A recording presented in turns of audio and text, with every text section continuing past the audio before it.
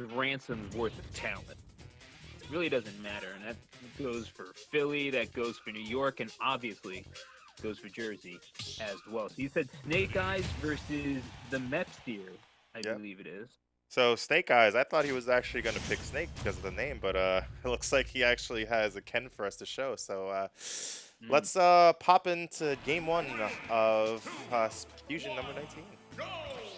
Crapped out on that guess. You crapped out on that guess, my friend. I'm sorry about that. Yeah, Either I'm way, still getting my commentary roots, still up there. So it's gonna be a while before I get really good. dude, that's honestly that is a solid guess, man. I mean, you could have said Snake Eyes. It could have been a Cuphead reference as well, but Oh man, that's a good game. up tilt trying to combo into something, but you instead meet the foot of one Mr. Ken Masters. Yes. Not meet the fist, however. Well dodged on the Shoryuken, and yeah, this is a Wi-Fi Cloud versus Wi-Fi Ken. It is scary on both ends Ooh, nice of the parry there. spectrum. Looking for the finishing touch off of the jump, but instead have to settle for just building up damage the old-fashioned way. Oh wow, he did Or grab Jim was ledge just there. taking that stock. Either way, he was kind of scared away from the ledge. I feel like was Snake Eyes. Mepsir, he threw out the moves and had a feeling about it, and he gets rewarded with a stock take. Yeah, I'm starting to notice that this Ken, he's throwing out a lot of Randy up Bs here. Usually from Kens that I've versed before, they like to follow up that move with something before it. So, for example, they can do like an up tilt, for example, or a down tilt. But he's just going in, so not really working out for him. Let's see if he can bring this back. Yeah, a part of me would respect. I mean, if this were in the later rounds, and I don't mean any disrespect to Snake Eyes by any stretch of the imagination, I do kind of have a sense that if we were perhaps in the later rounds, he does connect with that one. There we go. That's what I'm talking about. Now that's the Ken stuff that we got to see more. Yeah. So, but I was really going to say, I felt like it. Perhaps he's conditioning him for some other sort of kill option where you're expecting the up B, but you get caught with something else. Your timing gets thrown off. You're looking for the Shoryu. It's like, oh, surely he's going to throw that out again. But you know what? It's one of those things. Yeah, we've seen him throw out that Shoryuken 19 times. Surely he won't go for the 20th. Snake Eyes says, you guessed wrong, my friend. Yeah, it's, Made a fool out of me, I'll say that. yeah, this is, But then again, I do that myself. Beautiful dash attack. yeah, this matchup is looking a little bit one-sided right now. I know that the Shotos have a lot of trouble with sorties in this game. Oh, wow. Yeah, just hold 47%, my guy. Yeah, that was pretty crazy. All right, keeping him in the air, as you should. Ooh, almost caught him with that back air there. Oh, wow, that's... Ooh, okay. That was risky. Yeah, that was trepidous to be sure, but Snake Eyes, I feel like he's just pressing too many buttons, man. He's really just kind of swinging and hoping and not really swinging and looking. Ooh, that was... Okay. Nice. Yeah, nice one. Oh, wow, that was... Yeah, he didn't have a jump. I think he blew the jump, either going off stage or on the up B. Either way, it's going to be Mepsir who winds up being the beneficiary. He'll go up. They will go up 1-0. Yes. And it will be Snake Eyes' counterpick. Honestly, I'm seeing a lot here from Mepsir that he's like zoning out this Ken with these neutral Bs constantly. It's a very good approach because I can see that Snake Eyes is just pretty much just running in and just like trying to get that up B confirm as much as possible. You can sense the frustration, and he's just saying, "Hey, I'm gonna just wait here, and the moment you do something bad, that's when I'm gonna capitalize." So really good on Mepsir to take that first game. We're gonna have to see how Snake Eyes is going to handle here. Is he gonna switch characters? Possibly switch stages. Actually, look at the chat. Looks like Mepsir is banning FD and Smashville. So yeah, let's see what Snake Eyes decides to go here. See, that does make sense, but then again, I mean, I don't know if he's going to stay Ken. I just don't feel like that worked out all too well. Mepsir, again, playing that sort of zoner cloud that we've come to know from Wi-Fi tournaments very recently. But wait a second, indeed, he is going to stay with Mr. Masters. But, I mean, look, not everyone is Tifa Lockhart. Not everyone can charge into the thick of battle with just their fists. I do think that Snake Eyes needed to reassess there, but if he is going to be sticking with Ken Masters, he lot more judicious with how he throws that button. Yeah, this pressure going on from Cloud. My man immediately went for the forward. Yeah. Oh my god, he's just on him. He did nothing. He did nothing but drift in for the first 15 seconds. Like Yeah. that was aggro. I think he realized from the last game, was like, all right, this guy, he doesn't seem like he knows like how to pressure really well with this character. So what I'm gonna do is I'm just gonna go in and I'm just gonna be in his face constantly. It's like you're gonna have to deal with this like fast, or else you're gonna get this stock taken.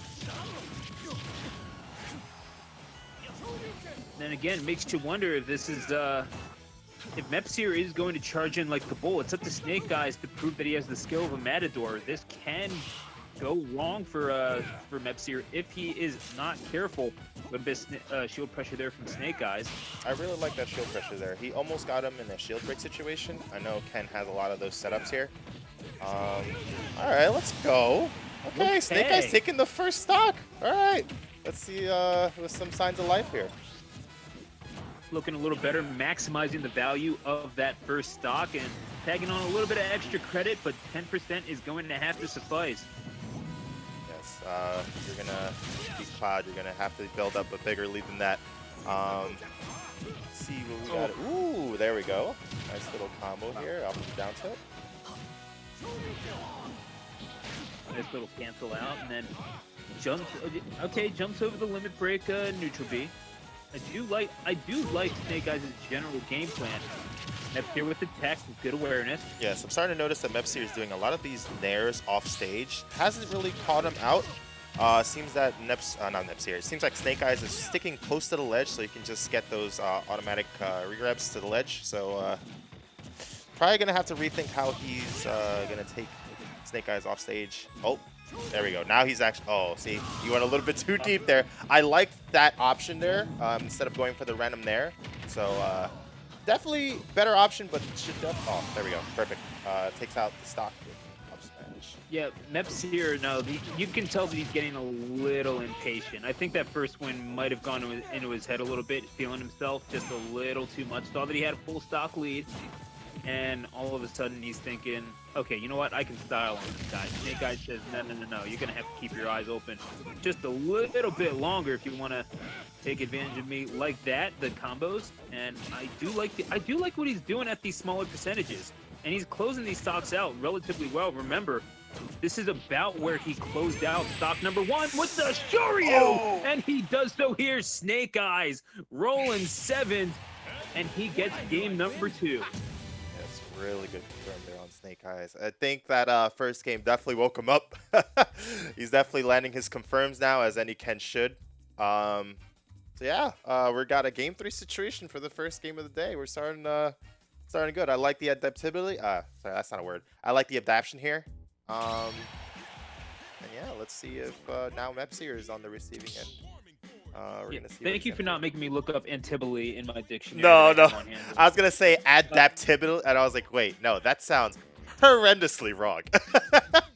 Yeah, dude, honestly, okay, yeah, it does. But either way, no, but Snake Eyes, you saw him being just a little bit more careful with his button selection. He wasn't just trying to go for these reads where he saw Mepsir just kind of waiting on stage, but you saw Snake Eyes pressing buttons anyway, kind of hoping that he'd run into them. No, he was getting them into the situation where he had to go where he wanted. And as we go to Kalos, it will be interesting to see. Like, I mean, the offstage game is going to be emphasized all the more now, because you are not going to be able to just get all these kills willy-nilly. You're not going to get these.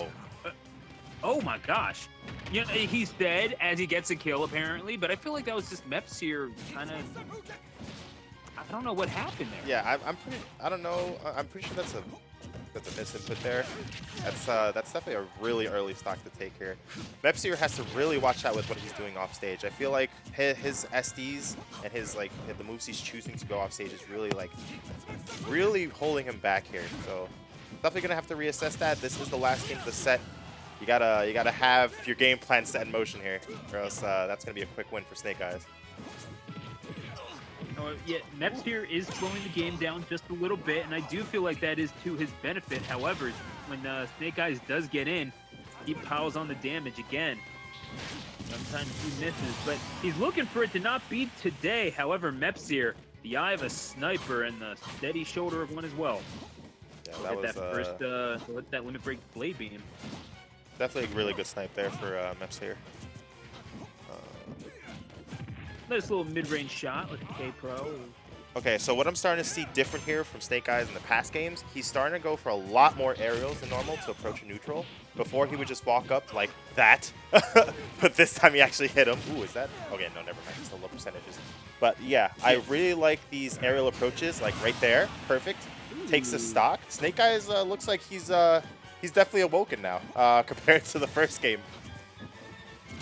SneyekEYE's opening up his third eye, apparently. He is rolling now, and you know what? A 2-1 victory would be more than welcome. You know what? It's not the cleanest victory in the world, but you know what? It's the sort of victory that builds character.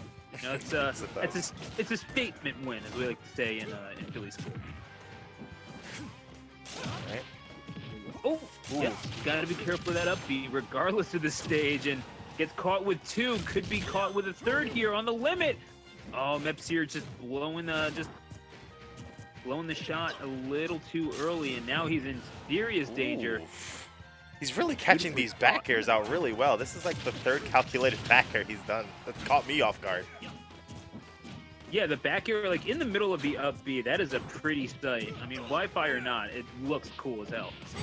Ooh, Caught in a heavy Shoryu, and a heavy win for SneyekEYE. He'll take it 2-1. There we go. That's what I like to see. Adaption at the last moments here. Was able to approach way better in aerial situations. SneyekEYE woke up. I like to see that. And he's going to be taking that game and this whole set. Beautifully done. And Mepsir, I get the feeling that he had a halfway decent game plan coming in, but it really did kind of feel like SneyekEYE's making just a few too many mistakes and Mepsir taking advantage of that. Once SneyekEYE's kind of calmed down and let the game come to him, I mean, started working a little bit like a counterpuncher there, where he saw Mepsir start to get just a little bit too aggressive, overextend a little bit too much. The first 15-30 seconds of that game number 2, he was doing nothing except drifting in, trying to get these aerials off, hoping that SneyekEYE would bite on something. Eventually, SneyekEYE doing just enough to get himself a lead, almost sort of quietly working himself into the lead, and then once he was there, did not relinquish. So impressive stuff from SneyekEYE in that respect. Hopefully a lesson learned for the Mepsir, who again didn't play poorly necessarily, but at the same time a lot to be learned there.